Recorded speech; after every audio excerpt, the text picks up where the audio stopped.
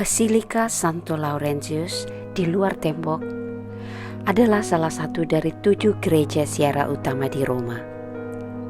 Basilika ini didedikasikan untuk Santo Laurentius, seorang diakon dan martir awal gereja Kristen. Sebagai diakon, ia bertanggung jawab atas pengelolaan harta gereja dan membagikannya kepada mereka yang membutuhkannya. Ketika Kaisar Valerian memerintahkan agar seluruh harta gereja diserahkan kepada negara, Laurentius justru memberikan semuanya kepada orang miskin. Ketika sang kaisar bertanya, "Di mana harta gereja?" Laurentius menunjuk kepada orang-orang miskin dan menjawab, "Inilah harta gereja." Akibat keberaniannya itu, dia dihukum mati secara kejam, dibakar hidup-hidup di atas panggangan besi. Namun bahkan dalam siksaan, Laurentius tetap teguh dan penuh iman. Legenda mengatakan, sewaktu dibakar di atas besi ia sempat berkata, "Balik saya, di sini sudah matang." Di serambi ini terdapat banyak lukisan dinding disebut fresko, berasal dari abad ke-13 hingga abad ke-19. Bagian di atas dinding terdapat serangkaian lukisan yang menggambarkan kehidupan pelayanan dan kemartiran Santo Laurentius. Saat membagikan harta gereja kepada orang miskin, penangkapannya oleh otoritas Romawi, kemartirannya di atas parila atau alat pemanggang besi, dan fresko lainnya Santo Stefanus, martir pertama Kristen yang juga dimakamkan di Basilika ini. Pada fresko ini digambarkan ketika Santo Stefanus ditunjuk sebagai diakon. Saat pemberitaan Injil, pengadilan oleh Mahkamah Agama Sanhedrin, dan martir dirajam batu sampai wafat. Kita bisa melihat di sini bahwa basilika ini telah mengalami banyak renovasi karena sempat rusak akibat gempa dan Perang Dunia Kedua. Tetapi sebagian besar struktur aslinya tetap terjaga.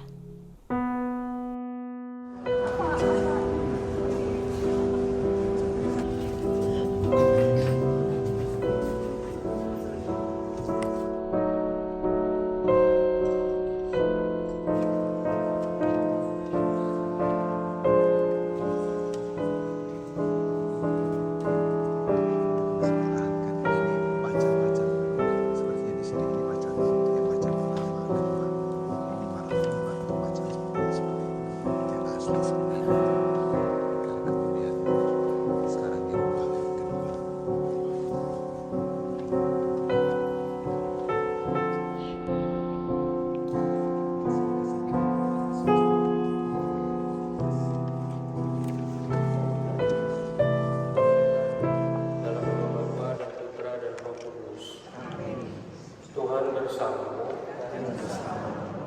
Bapak Ibu Saudara-saudara yang terkasih, peziarahan kita telah membawa kita berkumpul di Basilika Santo Laurentius ini. Dan mari kita mengundang kehadiran Tuhan dalam doa dan refleksi di tahun Jubileum 2025. Basilika ini dengan sejarah panjangnya sebagai tempat penghormatan kepada Santo Laurentius mengingatkan kita akan pengorbanan dan cinta kasih sejati oleh karena harapan di dalam Kristus.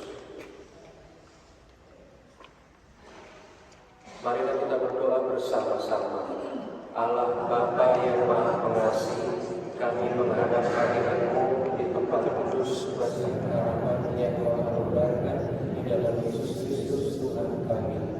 Anugerahkan kebijaksanaan kepada kami untuk merasakan sabda-Mu dan melaksanakannya dalam hidup sehari-hari, seperti Santo Laurentius yang setia melayani gereja hingga akhir hayat. Pesan dari Santo Laurentius adalah saat ditanya apa harta yang gereja miliki, Santo Laurentius menjawab, harta yang gereja miliki adalah umat. Bukan pertama-tama gedung, memang Santo Petrus dibangun untuk mengungkapkan kekaguman religius. Saat kita masuk, kita menatap dengan penuh kekaguman. kita merasakan seluruh surga yang akan kita rasakan di hidup yang kekal. Tetapi harta yang paling utama adalah saat kita mengimani Yesus Kristus di dalam hati kita dan membawa Yesus itu dalam kehidupan panggilan kita masing-masing. Maka Santo Laurentius menunjukkan betapa peziarahan kita ini menjadi salah satu cara untuk mengungkapkan cinta kita kepada Tuhan. Yang pertama, harta yang kita miliki dalam tanah liat. Kita ini harus terus-menerus mencapai apa yang diinginkan Yesus. Yang kedua, kemartiran yang kita lihat itu adalah kesaksian. Jadi kalau pertama-tama martir itu apa sih Romo? Martir itu yang bersaksi, martirion, kesaksian. Maka kesaksian apa yang kita bawa sebagai manusia Paskah? Bukan sekedar ya saya sudah merayakan perayaan Ekaristi Romo Kamis Putih Jumatan dan Minggu Paskah, bukan itu. Tetapi harta yang kita miliki seperti yang Santo Laurentius, Santo Stefanus, Paus Pius IX, yang itu adalah kemartiran dalam kesaksian menjadi manusia Paskah. Kebahagiaan, iman, dan harapan yang kita miliki. Maka mari kita bawa intensi yang kita miliki disatukan dengan intensi dari tahta suci atau Paus yang sudah bahagia di surga dengan mendoakan aku percaya bahwa kami bersama Maria dan akan dibantu oleh Roh Kudus. Kemudian berapa dengan Roh Kudus seperti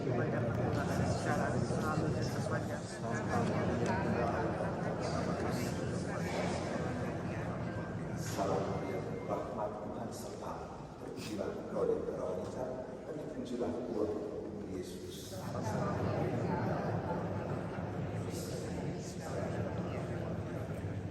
Maria, rahmat Tuhan sertamu. Terpujilah engkau di antara wanita dan terpujilah buah tubuhmu Yesus. Salam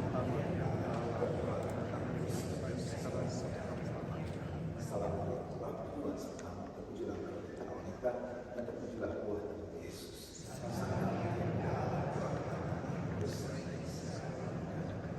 Salam Maria, rahmat Tuhan sertamu. Terpujilah engkau di antara wanita dan terpujilah buah tubuhmu Yesus.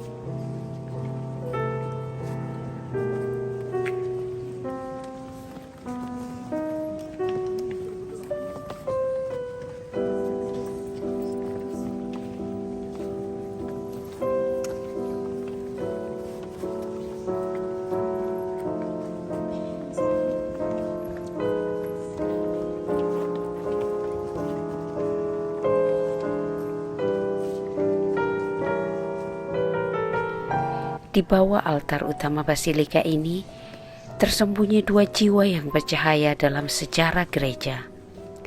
Santo Laurentius dari Roma dan Santo Stefanus dari Yerusalem. Dua diakon, dua martir, satu kesaksian yang tak tergoyahkan. Penguburan mereka berdampingan bukan kebetulan, tetapi sangat simbolis. Stefanus adalah martir pertama dari Yerusalem, bagian timur. Laurentius adalah martir pertama dari Roma, bagian barat. Santo Stefanus martir pertama dalam kekristenan, proto-martir, dirajam batu sampai mati di Yerusalem tahun 35 Masehi karena dituduh menghujat Allah dan Musa. Jenazah awalnya dimakamkan di Yerusalem dan pada abad ke-5 reliknya dipindahkan ke Konstantinopel, bagian barat laut Turki. Pada abad ke-6 oleh Paus Pelagius II, sebagian reliknya dipindahkan ke sini berdampingan dengan Santo Laurentius.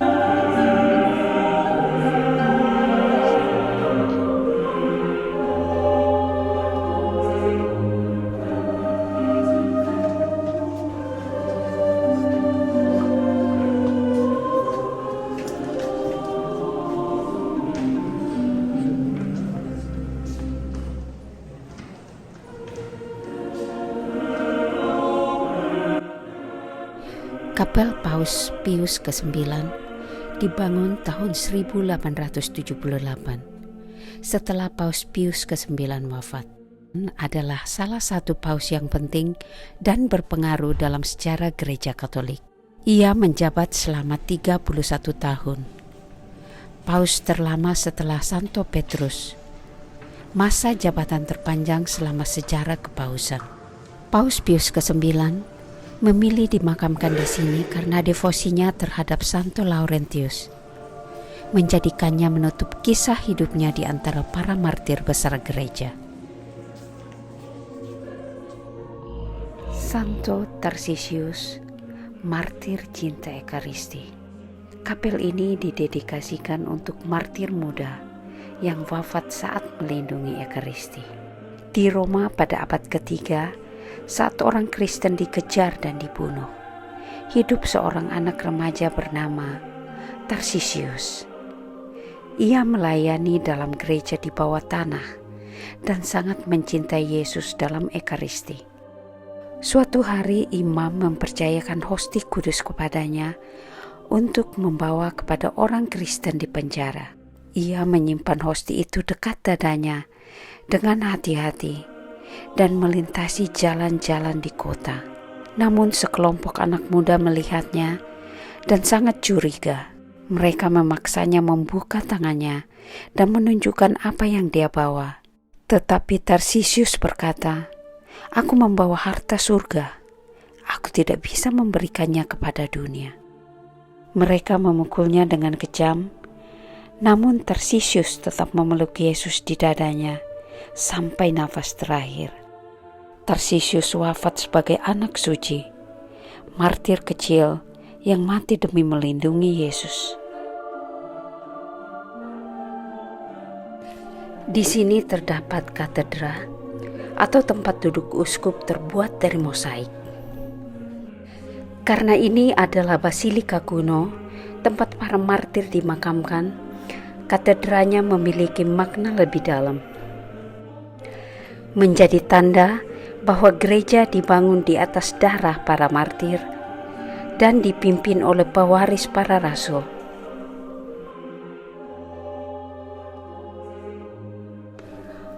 Mosaik di atas apse berasal dari abad ke-6. Gambar utamanya Yesus Kristus dalam kemuliaan di atas takhta surgawi. Dikelilingi oleh di sisi Kristus Santo Laurentius berdiri dengan simbol martir, parila atau pemanggang besi. Santo Stefanus memegang kitab suci dan batu, simbol dirajam. Santo Petrus dan Santo Paulus, rasul utama gereja, berdiri mengarah ke Kristus. Paus Pelagius II digambarkan sedang menyerahkan miniatur basilika kepada Kristus, simbol bahwa dialah pendiri basilika ini.